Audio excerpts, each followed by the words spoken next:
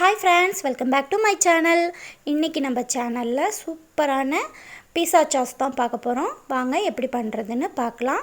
இது ரொம்பவே ஈஸியானது.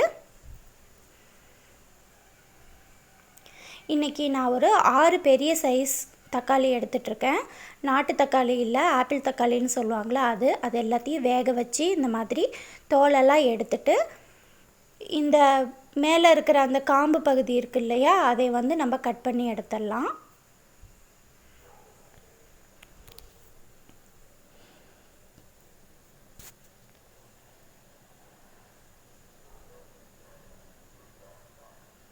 இப்போ இது எல்லாத்தையும் ஒரு மிக்ஸி ஜாரில் போட்டு நல்லா நைஸாக அரைச்சி எடுத்துக்கலாம்.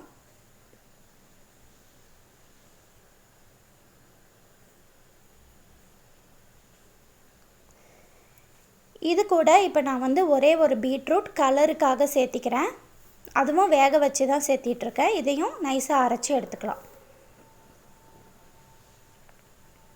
இதை வடிகட்டிக்கலாம்.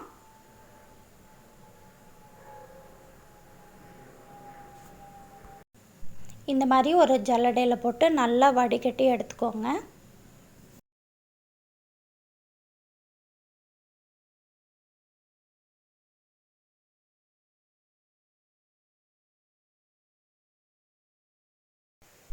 ஒரு பேனில் குக்கிங் ஆயில் சேர்த்திக்கலாம். நான் இன்றைக்கி நார்மல் குக்கிங் ஆயில் தான் சேர்த்திருக்கேன். நீங்கள் ஆலிவ் ஆயில் கூட சேர்த்திக்கலாம். சேர்த்துட்டு இது நல்லா காஞ்சதுக்கப்புறம் 1 டேபிள் ஸ்பூன் அளவுக்கு ரொம்ப பொடியாக கட் பண்ண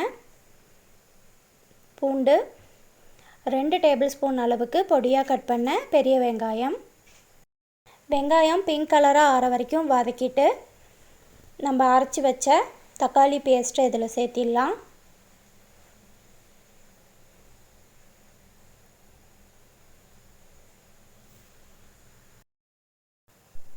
இது கூட 1 ஸ்பூன் அளவுக்கு சில்லி ஃப்ளேக்ஸ்,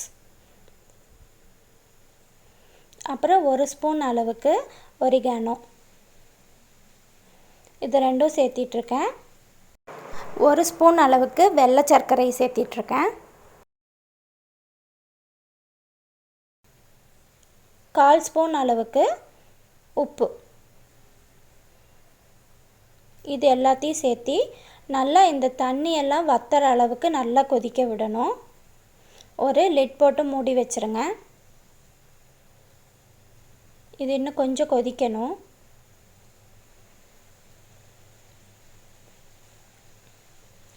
இப்போ இது நல்லா கொதித்து வந்துருச்சு.